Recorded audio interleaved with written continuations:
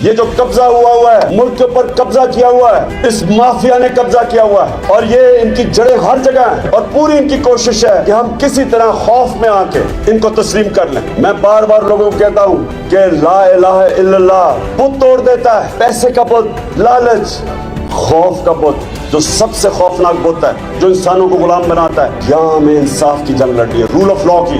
یہ اس کے لیے سب سے زیادہ ذمہ داری آپ کی ہے۔ پاکستان کی جو وکلا کمیونٹی ہے، آپ کے اوپر اللہ نے ذمہ داری ڈالی ہوئی ہے۔ ہماری جو آخرت میں امتحان ہوگا وہ اس چیز پہ ہوگا کہ اللہ نے جو بھی آپ کو نوازا تھا اور آپ کو اس نے قانون کا علم دیا ہے، آپ باقی لوگوں سے بہتر جانتے ہیں قانون کو، آپ عدالتوں میں پیش ہوتے ہیں، آپ سے بھی وہ پوچھے گا کہ جب پاکستان میں ظلم ہو رہا تھا، کمزور کے لیے ایک قانون، طاقتور کے لیے دوسرا قانون۔